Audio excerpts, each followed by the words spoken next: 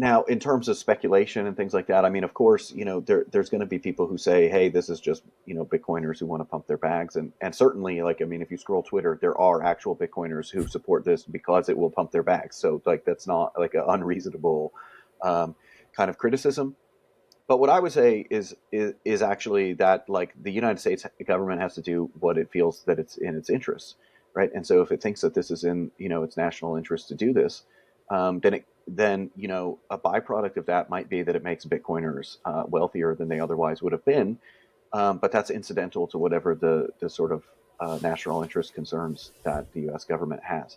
I would say, like, one, like, sort of related criticism is I do think that the United States would have to be careful about this. So any government that's going to try to establish a strategic reserve, so one of the things that I kind of said is, like, well, the benefit here is you get some option value, um, and and you're sort of hedging against yourself.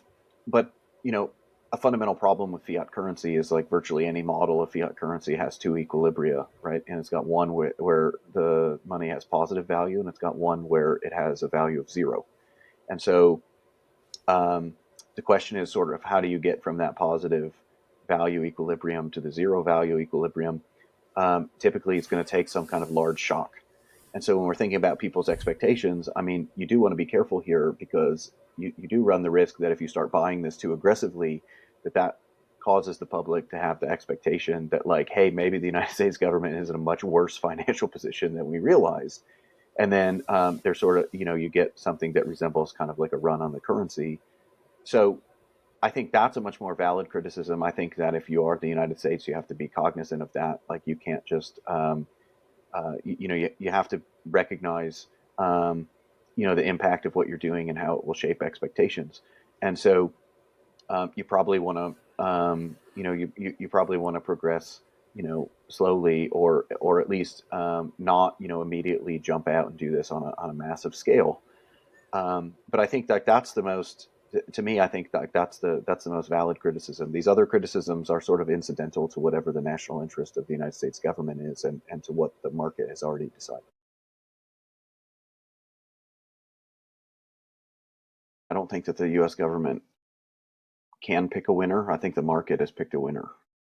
So, I mean, if you think about it, what's going on here is that the reason why Bitcoin has kind of been successful is it fundamentally solves two problems, right? So there's a technical problem, which is, if you want to create some kind of electronic peer-to-peer cash system, you have to eliminate trusted third parties, because if you have trusted third parties, you've got this single point of failure in your system. And so I think this is a question that people wrestled with for a long time, actually, before Bitcoin, and there was no technical solution to this.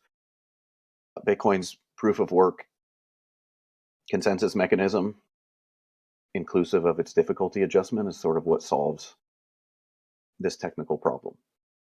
The economic problem is that if you're going to issue any kind of new type of money and it's not going to be redeemable for anything else in the real world, the issue is that you can only have something like that exists with positive value in equilibrium if there's some commitment not to just one day hyperinflate. And so Bitcoin also solves that, right? Because Bitcoin is in fixed supply, and because it operates, on consensus, people get to choose the version of Bitcoin that they use. So even if you tried to change the code, no one would run that code. And so I think that the market has recognized both the technical innovation and the sort of economic innovation here. And so that's sort of why Bitcoin is so much more successful than everything that's sort of come after it. That's not to say that some of these other things might have some value, but they're not producing the value that Bitcoin provides. And so the market has picked a winner. The market recognizes that Bitcoin's innovation is far and away above and beyond what anything that's come after it has been able to do. So in terms of the government putting its thumb on the scale, I don't think that I just don't buy that argument. I think the market's already sort of spoken on that argument.